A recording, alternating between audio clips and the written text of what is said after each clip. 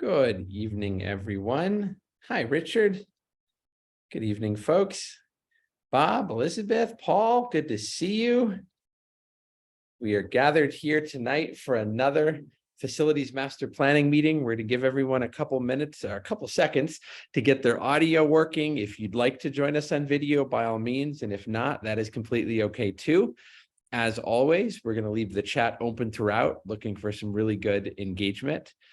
This is the third of our specific Tacoma Park Silver Spring meetings around the facilities master plan. We've got some really great stuff to show you tonight based on feedback you've already given us. And then as always, the core of the meeting will be making sure we get any additional feedback you have.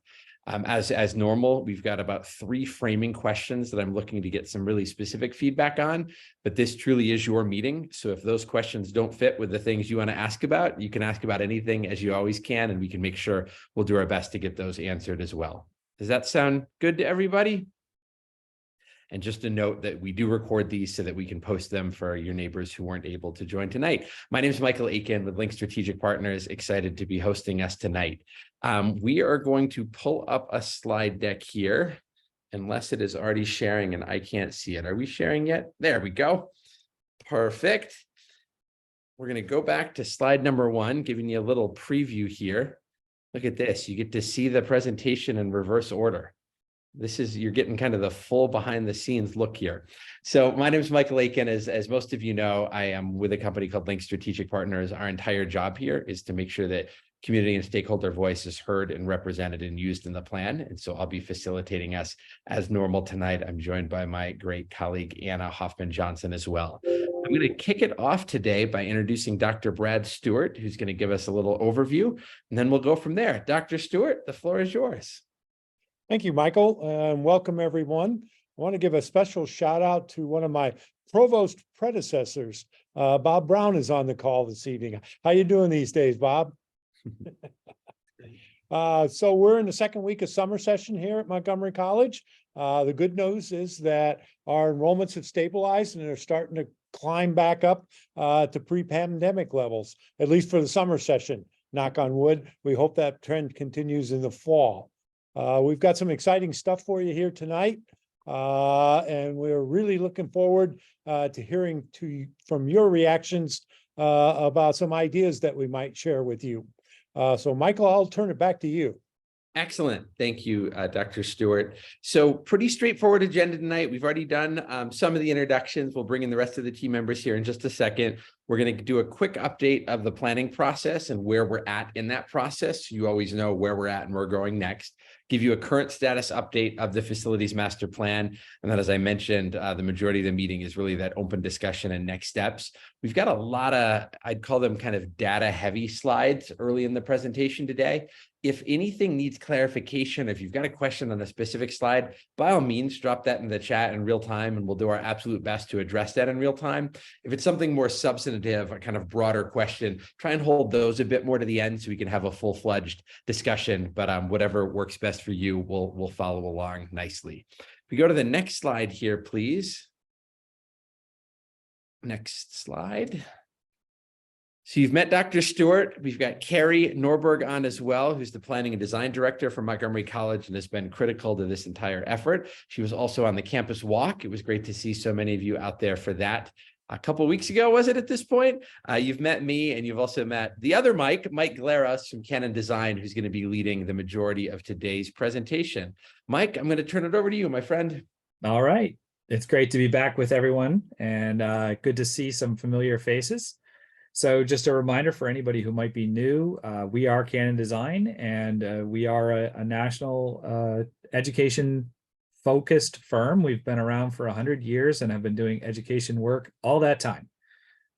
So we're really happy to be working here at Montgomery College, and in particular with Tacoma Park and Silver Spring.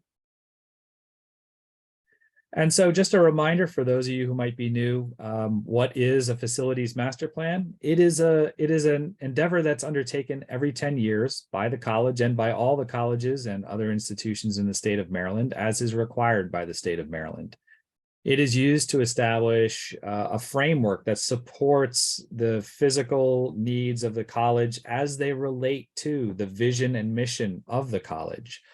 And they address key concerns of things like enrollment, space needs that may be developing through new programs that are coming online and new initiatives that are happening at the college. They also address the relationships between the college and its surrounding community, as well as, in particular for a community college, the business communities within the county. Ultimately, the facilities master plan document will have a number of pieces of information that are used and referenced over the course of the decade that the plan is in place. That includes an evaluation of all the current facilities conditions, a summary of projected needs from enrollment growth and new projects, and also an overview of the college, in its totality, with an implementation strategy that is really based on a sequencing of what comes first and what dominoes fall thereafter.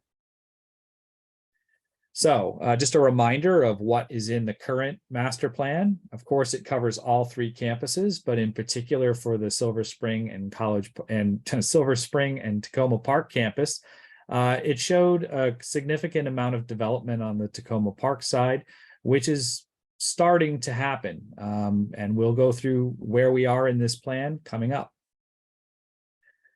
So Michael mentioned the schedule. As we told you before, we kind of go through a 4-step process. We begin by spending some time with folks like yourself, with students, with faculty and staff in what we call the discover phase, where we kind of find out about the institution, find out about the campuses, find out about the needs, and any issues that need to be addressed. Then we're kind of at the tail end of this develop phase, where we really understand the themes that have percolated up through all of those conversations and begin to come up with a concept. After the next couple of weeks, we'll be moving into what we call the detail phase, where we really test the ideas that have been hypothesized in the develop phase, and make sure that we understand the ins and outs of the sequencing and what needs to happen to make it to realize the plan. Ultimately, we need to deliver this plan to the Board of Trustees in the fall for delivery to the state in the early winter of 2024. So that's where we are right now. And we're in the middle of a series of public presentations. So tonight we're talking with this community, and then on Thursday we'll be talking to Rockville. And then next week we have Germantown and the East County campus. We'll all come back and bring everybody together in the fall. The date is still to be determined, but sometime in the fall we'll have sort of a broadcast of where we are in the plan, just before we go to finalize it. So let's talk about some of what we've heard and some of what you in particular have told us. So the first thing I want to talk about is faculty engagement. We had a number of different ways we connected with faculty and staff over the course of this Discover period.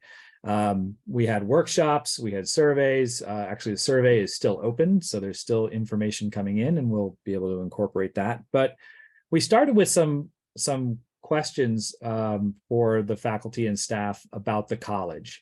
And we asked about what it was from their perspective and what they thought maybe a student would think of the institution. So on the left-hand side of the screen, you see how they described the college from their own perspective and what they felt a student might say.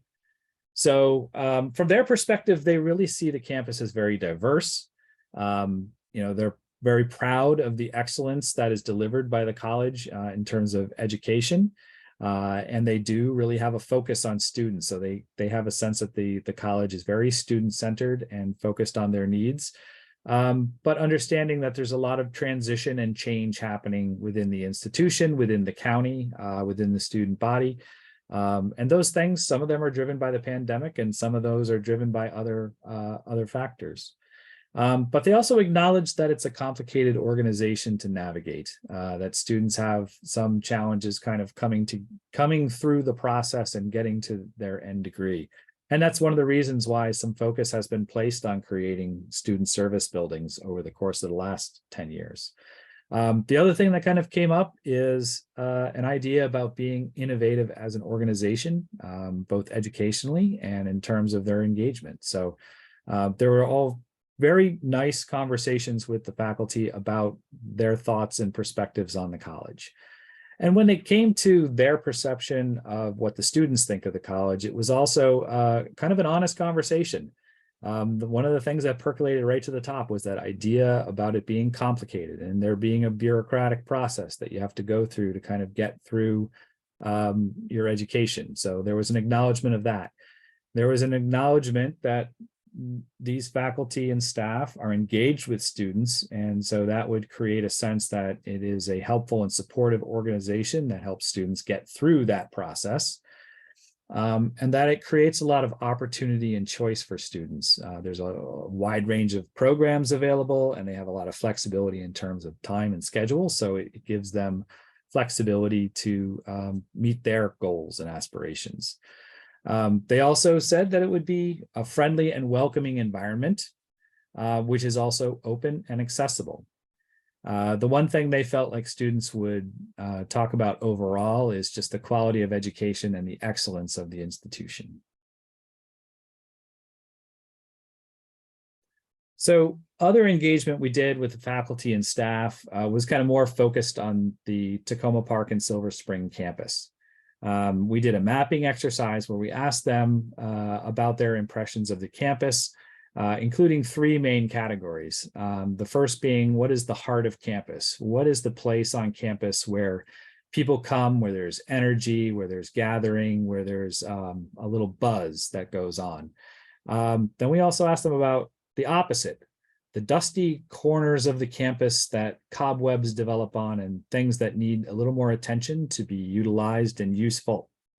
And then we talked a little bit about campus edges and the threshold to campus and where you really have that first impression when you come to campus. So the faculty gave us some great feedback on that, talking about, some places like the Student Center, where there's that big open atrium, where there's food service, where there's study lounges, where there's social lounges, that really create a lot of engagement. Those ideas about first impression really focused on a couple of buildings that are on the corners of campus, basically the Cultural Arts Center on the Georgia Ave side, and of course the Student Center on the Tacoma Park side.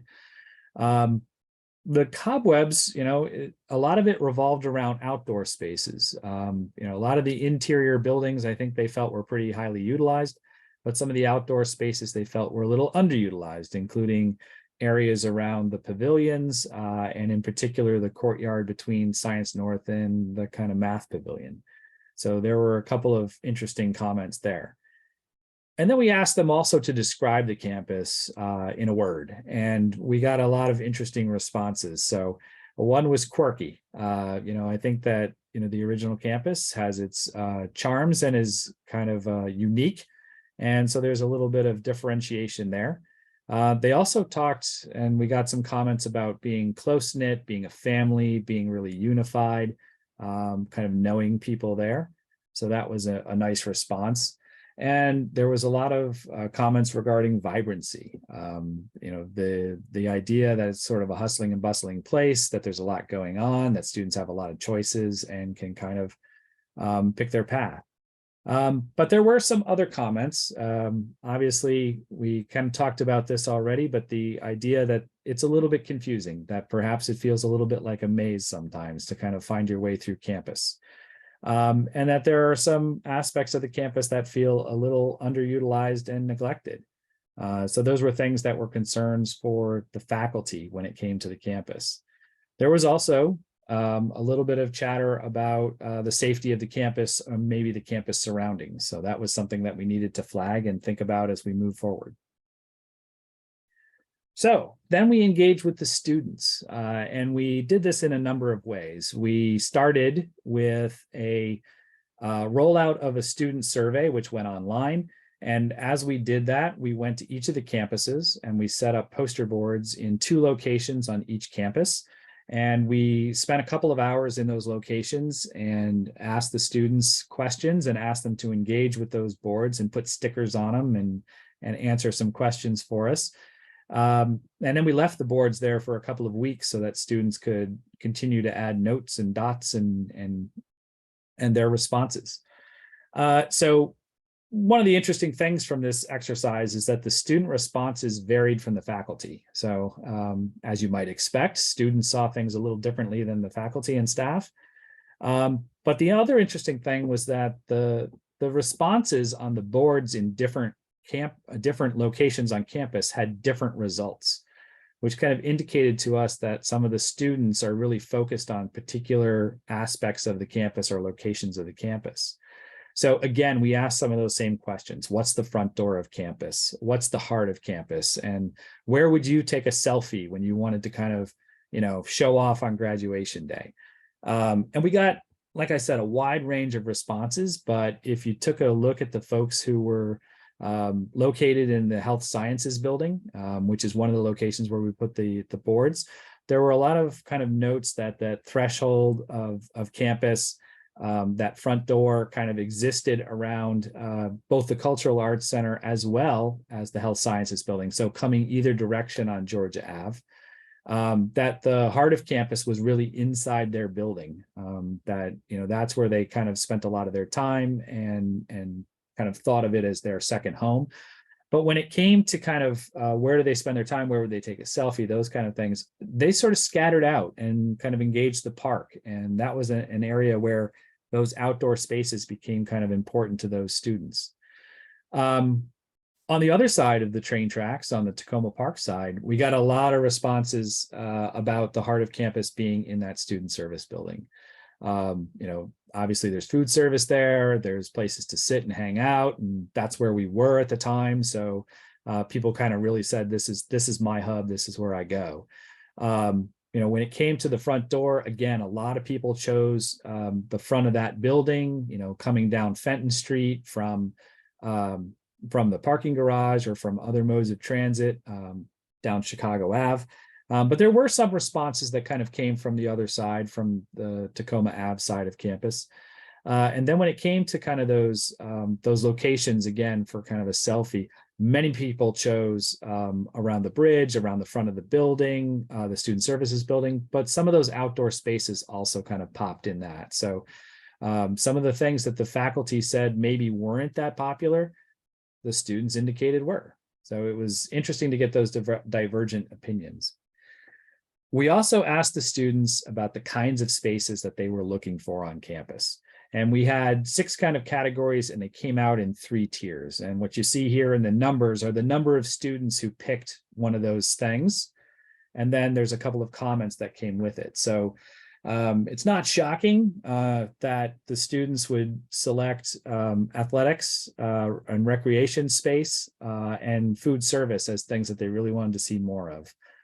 Those are things, well, for instance, there isn't a whole lot of it on the Tacoma Park and Silver Spring campus, but even across all the campuses, there's limited access to some of those things. So the students were really focused on that. The next tier were really some of those informal spaces that students can use either for work or socialization, or a little of both at the same time. So quiet study spaces where they had the amenity of kind of Wi-Fi, tabletop, comfortable chair, places where they could work, as well as more social spaces with some soft seating, some options and varieties for students to kind of hang out and do their work while they're with their friends. So sort of on the lowest tier were some of those specialty spaces, lab spaces, and things like that. This survey covered all of the campuses, and on some of those campuses, there is a lot of those spaces. So that may reflect the selections made by the students. So then we also issued the survey out to the students and kind of got feedback on a number of topics. And 2 of the things we wanted to hone in on were, how were students engaging in online learning, and how were students socializing with their friends? So you can see on the top pie chart here, many of the students who take online courses take those online courses from their home. That's probably not unexpected, but we wanted to look a little bit at the students who took those somewhere else. And many of those students still took their online courses on campus. Some picked more generic locations like the library or a food service location. But there were also about 14% of the students who really picked a location on campus It didn't necessarily concur with other students, but they picked a location on campus that was kind of unique to their needs. So that tells us is that students are seeking out and finding the little corners of campus where they can sit down and take their courses with good Wi-Fi and hopefully not a lot of people walking by and making noise. So in terms of the social aspect of campus, it was interesting to note that almost half, 45% of the students really didn't socialize on campus. They kind of come in, they take their courses, they go out. Of those, almost half of those students don't socialize really with other students at all. They really are kind of there for their studies and that's about it. But others did say that they kind of collect with other students, but off campus. For the other half of the students who are on campus, they picked a number of different locations, some of which, obviously made a lot of sense to us. There was a percentage, 5%, who kind of indicated that they like to gather outside, which, is awesome on a good fall or spring day, not the best in January or February, but can always be a nice location. So something that we want to be aware of. And then other places that were popular were the student service buildings, which makes a lot of sense. They're really designed for those students to collect and gather and engage. And then cafeterias. Obviously, we always collect over food and coffee and those sort of things. So that was also a popular choice. So a lot of good data about how the students are using campus engaged in the survey. And then, obviously we've had some engagements with the community. So we've had a number of focus groups with community. The first one being kind of campus wide and across everything, and the second one being a specific to this community. And then the third being a campus walk, which we did just a short time ago, kind of gathering information about various aspects of the campus as we went. So it was great to hear the feedback that we received from the community about how you like to use the campus, whether that's campus performances or events, whether that's artistic or cultural or otherwise.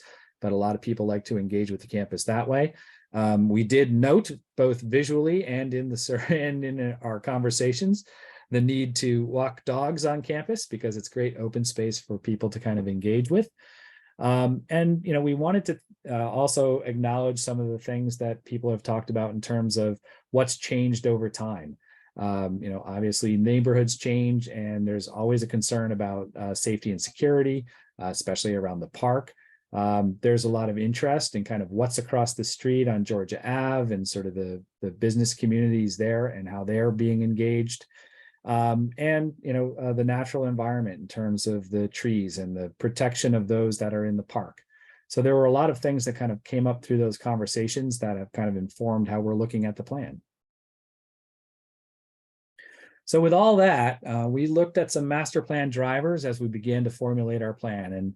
And some of this may be a little bit familiar, and some of it is kind of rooted in what I've just talked about from our engagement process. But we looked at different drivers like academic delivery, brand identity and culture, and also space use. We did a lot of data crunching on that. And we colored all of our data with the conversations that we've had with folks on and off campus, and came up with some things that we really wanted to focus on, like creating that intuitive campus for students, like focusing on recreation and athletic growth so that those aspects of the campus can be, those needs can be met. We also acknowledge that there's need for growth in applied and health sciences. Those are programs that have high utilization and are really driving students to come to campus and also driving the economy in the county.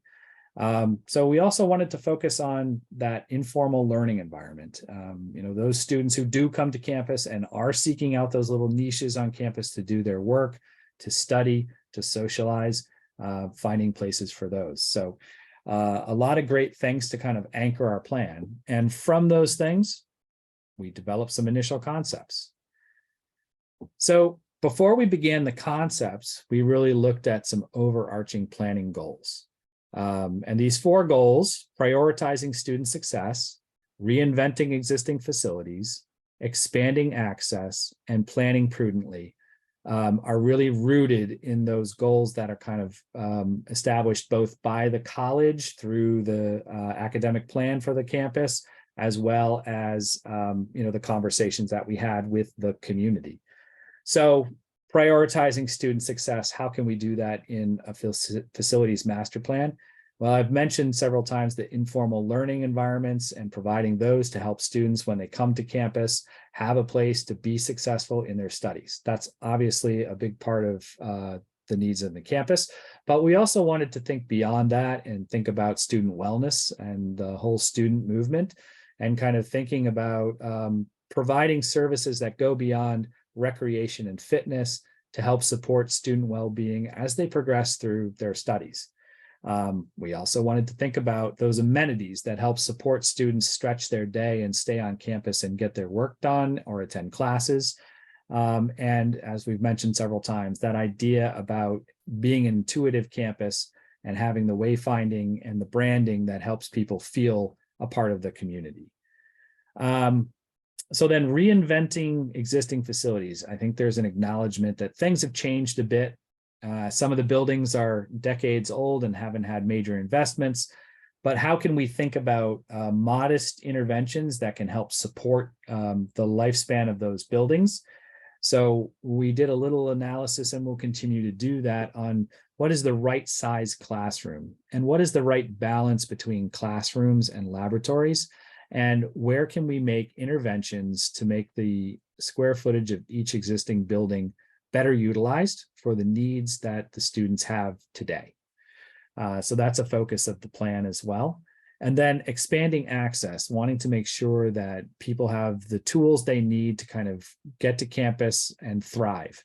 And so that means connections perhaps to county services that help extend the possibilities for students, as well as connecting with nonprofits and businesses that can engage with the campus. And we wanted to consider both the physical and the virtual environments in this, because obviously many people are working remotely. When it comes to planning prudently, is kind of thinking beyond the 10-year period. So we know that we can develop a plan that meets the needs of this 10-year period.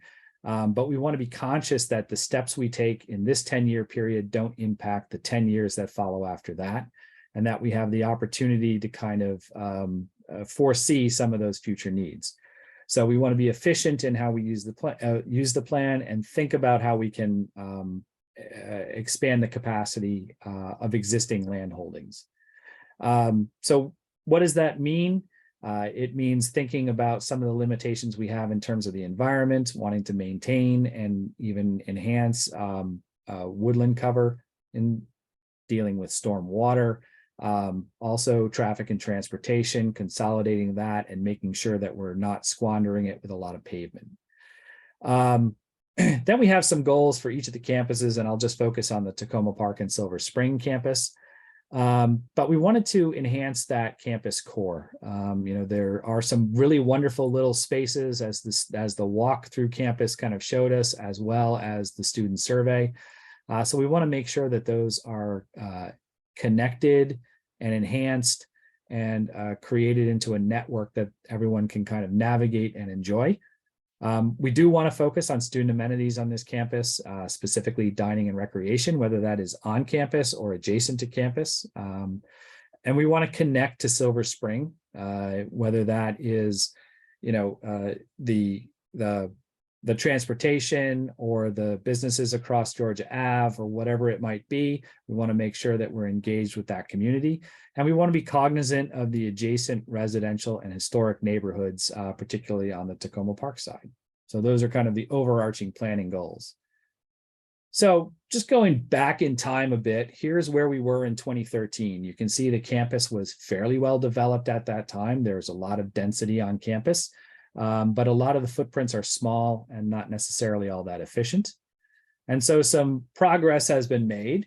Falcon Hall was demolished in order to make room for the Leggett Math and Science building, which is currently under construction. So right now on campus, you have two major projects that are underway.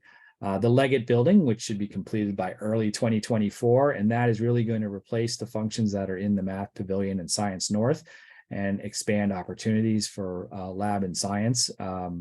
classes on campus. And also underway is a renovation of the library component of the resource center. So that portion of the building will be enhanced.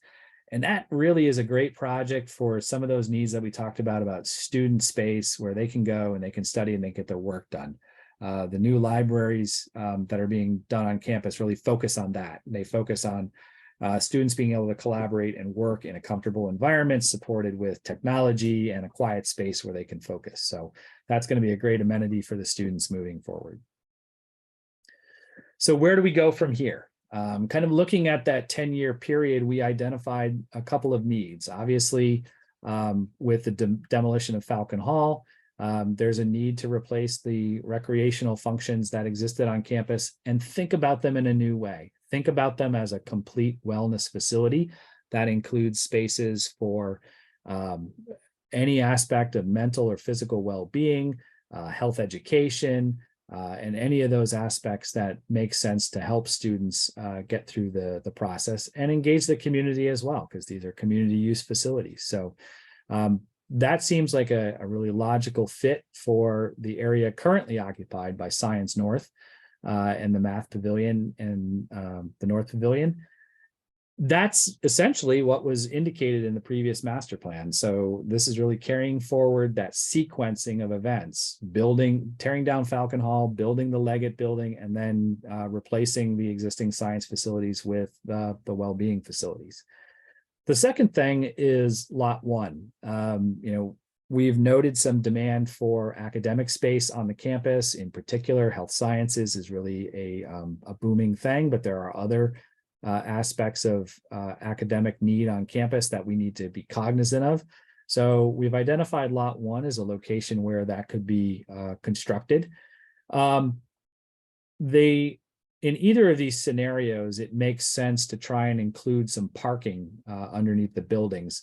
Lot 1 obviously is a parking facility now, and replacing that capacity in some structured environment with academic on top or around it would seem to make sense. And the site along Fenton Street might allow for a little bit of parking to be tucked underneath that building as well. So that's something to investigate moving forward. We did want to acknowledge that in the previous master plan, there was a portion of the park that was identified as a potential development zone in the future. And, it does seem like an interesting fit if there's a way to collaborate with the county and come up with a way to take recreation facilities and locate them there in a way that helps expand use of the park. But I think there are two tracks here. One would be a little bit more longer and more complex to kind of figure that out versus implementing on the existing Science North site. So that's kind of the ideas for this initial phase. And then we wanted, again, to think about that next phase of development, make sure we're not inhibiting the growth of campus down the road.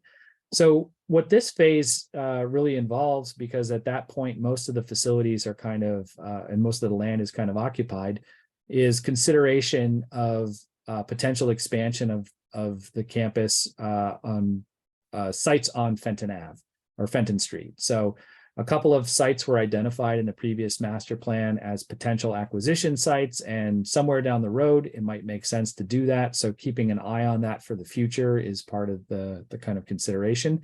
And then, some investment has been made in several buildings on campus, including, the pavilions, as well as the Commons building. Oh, I advanced the slide too quickly.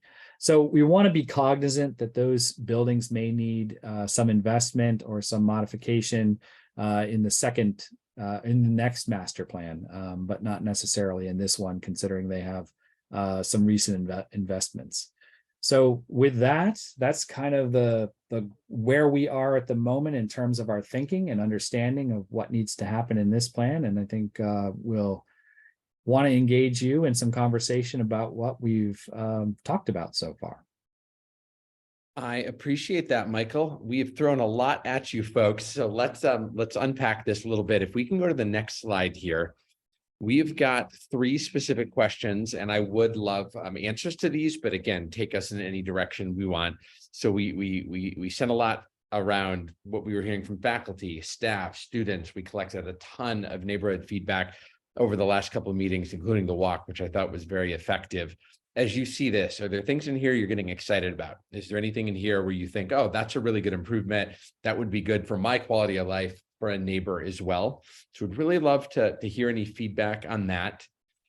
Let me also show you the other two questions as well, and then we'll have a quite robust discussion around it. So anything that's exciting you around this? How do you see your engagement with the college growing as this plan is implemented? And this kind of ties in to the third bullet as well, around if there are any community partnerships or other stakeholders that we should be bringing in. And these questions really came from the community walk. There was a lot of attention paid when we were standing on the corner and looking across at a row of businesses, for example. There's a lot of community feedback on what is the college's partnership or relationship with these businesses over here? Do they engage with the students? Can you cross that many lanes of traffic to patronize those places or not? So we want to make sure as we're doing our internal planning, internal to campus, we're also looking at the context of the community that you're all a part of to make sure we're being really intentional about those. Mike brought this into the presentation, but there was also a lot of discussion around the park and partnerships related to that. So we want to make sure we leave room for all of that in our discussion today. Does that sound good? So what we can do here is if anyone wants to put up their hand and reflect on any of this verbally, by all means, we'll call on you. You can jump in or you can use the chat. Would love again to get feedback on these questions or any questions you have for the deck as a whole or anything that you haven't had a chance to say so far in this process. Who would like to kick us off?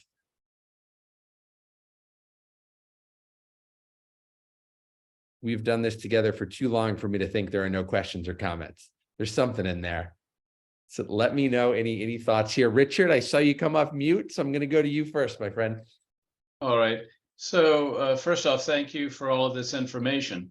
It is a lot, and appreciate the history involved.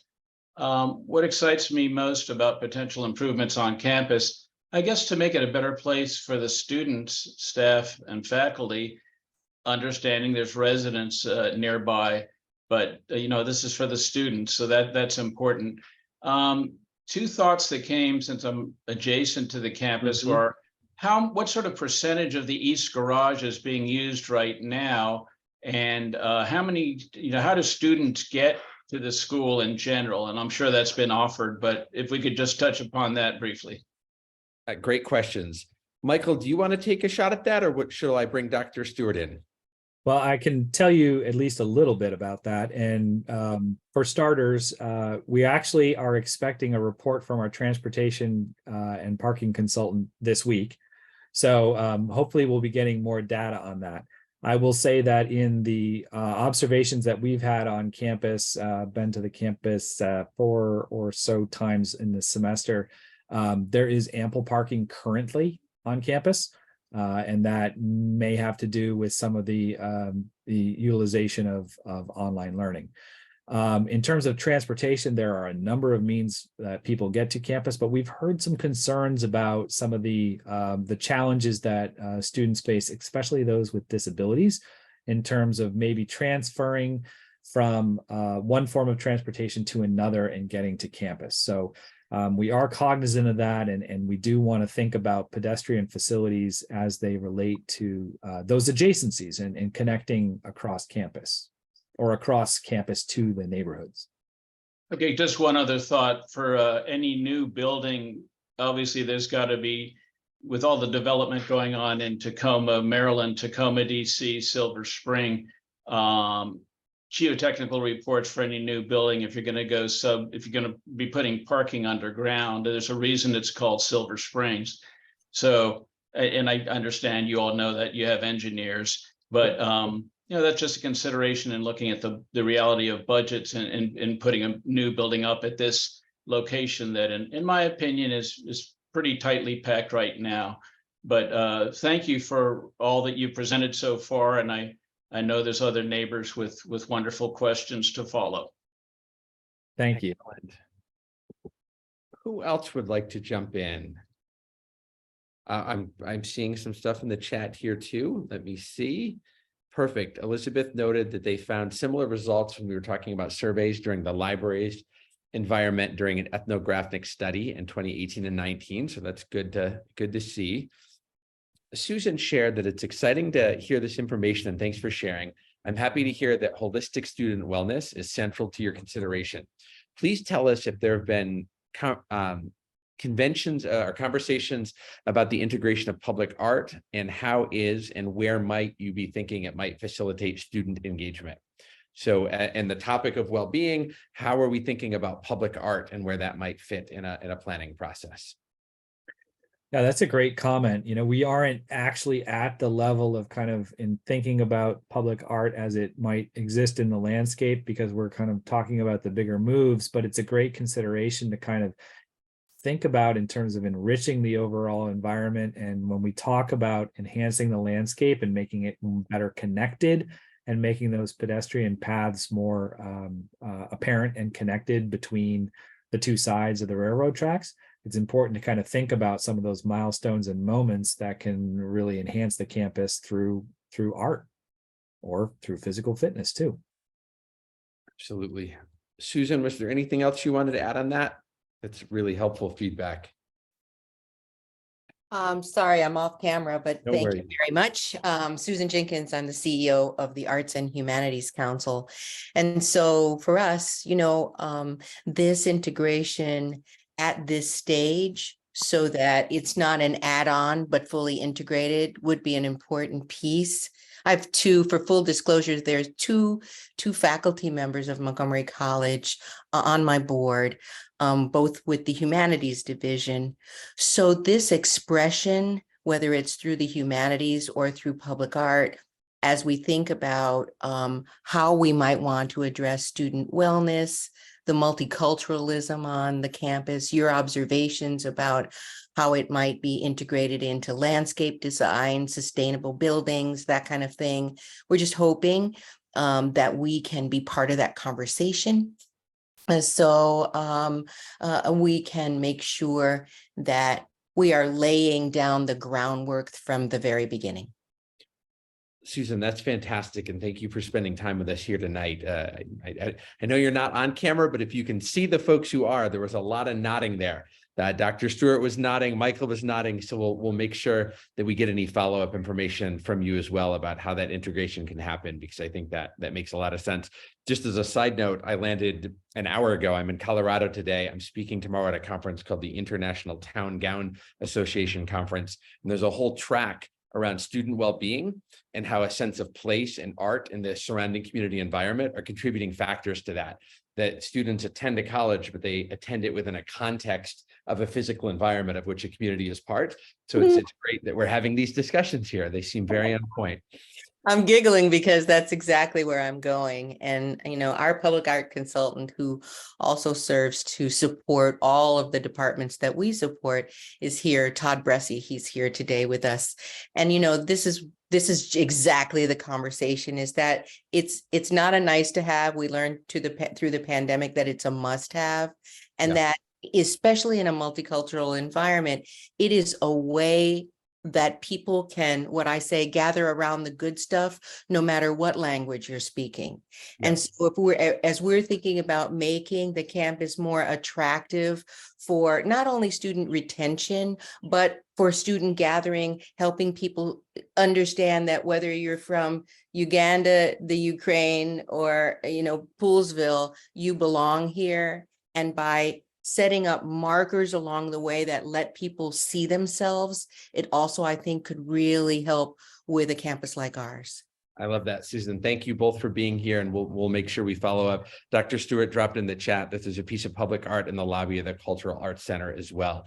Let's go to Paul and Lorraine next. Go for it. Righty. Good evening, everyone. Thanks for this. It's starting to get interesting, I have to say. I just have a lot of small points, but one is, in talking about history, I would like to see the history of this area portrayed with some kind of signage or displays. I mean, you have all these art people, they know how to do this kind of stuff. I mean, the Bliss Electric School was a very important part of this community. And, would love to see some things about that as these buildings are being replaced and renovated. Also very happy to see that on the second 10-year part of this, the storage buildings on Fenton Street are potentially targeted. I think, and I think as many as you know, Lorraine and I and other neighbors have long advocated for the college to purchase those buildings and repurpose them as academic buildings or otherwise. They have a lot of roof space, and that would be an ideal place for a green roof, solar panels and things like that if those buildings were kept in that particular configuration. Speaking of green stuff, I would really hate to see anything done to Jessup Blair Park that involves loss of any greenery over there. No problem with the park being used as part of a wellness program because, of course, well, I think many of us know about forest bathing and other kinds of wellness, and that wellness can be outdoors as well as indoors. So I would certainly hate to see where number 3 is there anything over there. I'd like to see it kept green. And along that same line, maybe enhancing some of the landscaping, especially with canopy trees on the campus.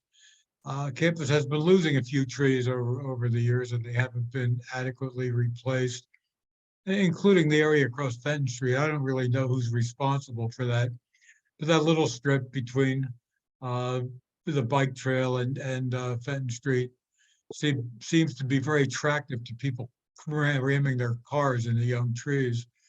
And so whoever is in charge could deal with that. Another kind of pet peeve of mine that you've heard many times and you'll hear again tonight is how dangerous the intersection at Chicago and Tacoma is. Yeah. And I always, especially when the school is really in session, the buses are disgorging students and the crazy cut-through drivers are bound to take out a few students with them. If you could work with State Highway to improve that intersection, make it safer both for the students and for the community. And I think last, the idea of looking across Georgia Avenue is really an attractive idea. I think that the merchants over there certainly would like to have more business if they could.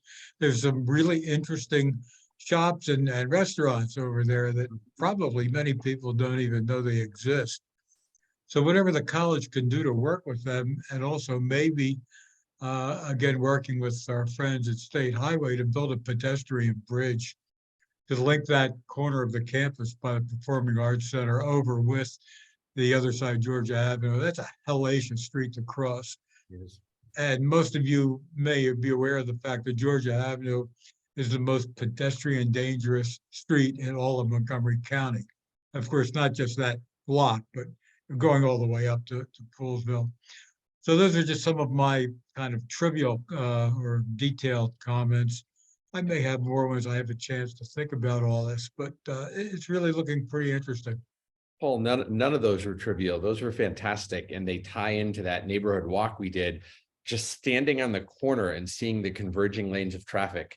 I think at that one corner by the entrance, we counted 27 different lanes of traffic that converge in one intersection, right? So when you just look at the scale of the lack of pedestrian access, we were very grateful to have Mayor Searcy on the neighborhood walk as well. And I know she had a lot of interest on the state highway won't allow you to do anything here. So I'm hearing that there's a lot of interest in thinking through that pedestrian access piece, which is helpful.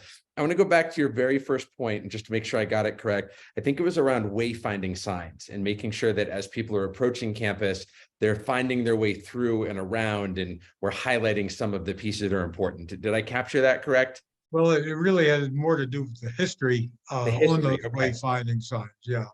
I'm glad I clarified. In particular, the history of the Bliss Electric School and its predecessor at that site, which was of course, a luxury hotel.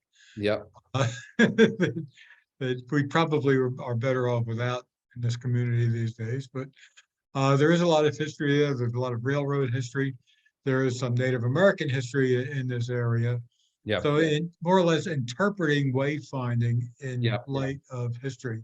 And that was another thing that came out of that neighborhood walk was the wayfinding, but the history piece to add to that. And as usual, Dr. Stewart was ahead of me on that one. He knew exactly what you were talking about and said in the chat, great idea about the Bliss School. There's a display of Bliss history in the Commons building.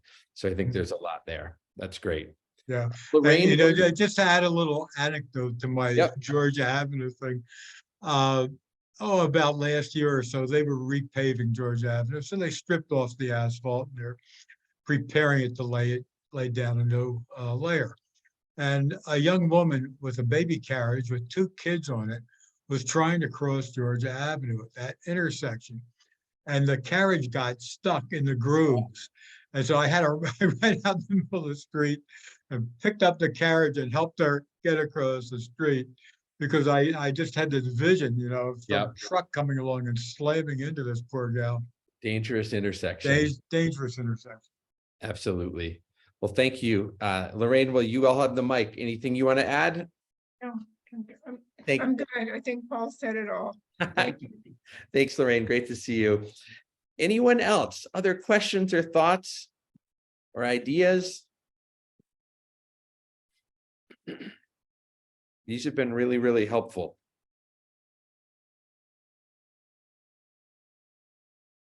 Okay. Well, broken record here, but just Susan. public art can help with wayfinding and with pedestrian walkways. But great. Susan, well, you've got the mic there. I think the wayfinding piece of that is pretty self-explanatory. The pedestrian piece of that, would you expand on that just so everyone has that context of how art might be a solution there? Yeah, I'm gonna ask if Todd Bressy, are you still on? It would be great if you gave some examples that we know of. Whoops, I'm here. Hey, Todd, go ahead and come off mute. All right, I think I'm Hey. here. We can see you. Go for it. I'm sorry, examples, what particular are you thinking about, Susan? Pedestrian walkways, crossways, the way we've seen public art used to help with, you know, banning the box, those type of things that we talked about before. You mean like crosswalks, things like that? Mhm. Yeah, well, Exactly, yeah. so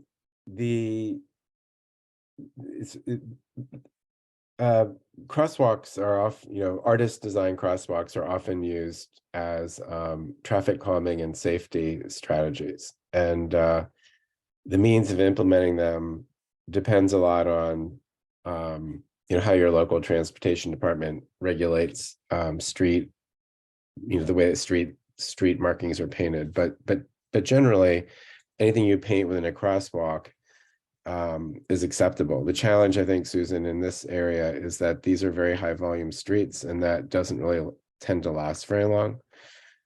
So what you would actually be looking at is designs that are kind of created through different sorts of paving, like brick pavers or things like that, that are kind of in a artist design pattern. The paint might not last that long.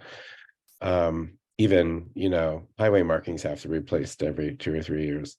What I was thinking though, Susan, there's some great examples on campuses of walkways that could be integrated with a, you know, a walkway across the street. One of the best is at the University of San Diego, where an artist designed walkway that's made out of, you know, sort of like pavers, like you might find in any kind of pedestrian setting, but they're kind of designed in a pattern that looks like a snake. And it's a real icon. It's a real icon now for the campus, that walkway. So I think there's ways at getting at pedestrian environments on campus and surrounding streets and sidewalks that can serve a lot of functions, traffic calming, safety, and actually even creating a kind of a fun, iconic sort of the kind of placemaking you were talking about in one of your earlier slides. That's great. Todd, I really appreciate you coming on and sharing that. That sounds like really interesting stuff. And Mike, I know we're not at the level of detail of planning art installations yet in a facilities plan, but I think those are great framing thoughts for how we can be thinking about some of this public space going forward. Absolutely. And I love the idea about connecting identity and culture with art and helping students kind of relate to it within spaces within the campus, be they inside or outside. That is something that the administration of the college is very, very interested in. So I think art is a great way to connect that beyond just, kind of graphics and those sort of things, but really more physical interventions. Absolutely. Absolutely. Any other thoughts or questions? Okay, so what I'm going to do is go to our next slide so you can see where we're going, and then I'll come back to questions if anyone has a lingering thought that they want to share in the chat or on screen. Most everyone on this screen knows this, but for those who might be watching, the QR code will take you to a dedicated website, montgomerycollege.edu/facilities-master-plan. All of the planning information is on that site, including a frequently asked questions document that gets updated as more and more questions come in. So that's going to be your best place to keep in touch with everything that's going forward. I think there's one last slide, Michael. The thank you slide. The slide does the heavy lifting here. Team, before we let's go ahead and take the deck down so we can see each other a little bit easier. Is there anything we missed or any feedback or comments that haven't been brought into this process so far?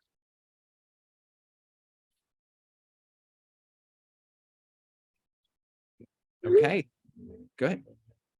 Go ahead, Todd. Were you jumping in? Nope. I saw your little screen light up. So sorry about that. Is there anyone else looking to jump in here? Okay, Richard, go for it. I just wanted to say the progress on the Leggett building, I think it's really good. I know there's going to be more work on or new work on Tacoma Avenue for the entrance there, but I'm impressed with how that process has gone on to date, and I guess it's going to be hopefully scheduled for completion in the spring of next year. So, congratulations to the contractor. I have no idea, Brad, how many change orders they've put in, but I'm just saying it looks like a good progress on that, and the setback and the massing and everything. I do just appreciate the efforts that they've done. Yeah, the goal was 0, but we went past that right away. Absolutely. Lorraine, go for it. I actually did think of something and Good. that Paul didn't cover, and I urge you to not encroach on any existing green space on the campus, and to make sure, that we have healthy canopy trees. I think the experience of nature is so unique here, and it's so important for students and for everyone to have that experience. So whatever you do, please don't encroach on existing green space on the campus. So that's Absolutely, Lorraine. That's an important comment. So I'm glad we got it in here before we close today. That's really helpful. It's really helpful. Between you and Richard, you guys are competing for the most interesting wallpaper. I love the colors behind you. That is pretty fantastic. I checked into this hotel where they have a plaid couch and I'm wearing a plaid shirt. There's a lot going on this screen, so I apologize. That's making anyone dizzy, but love the colors back there. Anything else we're missing, folks? Okay. Well, as always, the recording will be made available online, so share it with any neighbors who weren't able to join tonight. We will continue to be available for any questions or comments. Dr. Stewart, I'm going to hand back to you to bid us adieu. Thanks, Michael. We really, really appreciate all of the ideas that you shared with us tonight. I'm glad to hear a bunch of new ones. We've heard ones that from the last facilities master plan upstate that are still valid and very good ideas, and we need to pay attention to those as well. And I'm excited to get moving through this process, and I'm looking forward to inviting all of you after the first of the year to a ribbon cutting ceremony for the Leggett building. Take care. Thank you all. Have a great night. Thank Bye. you.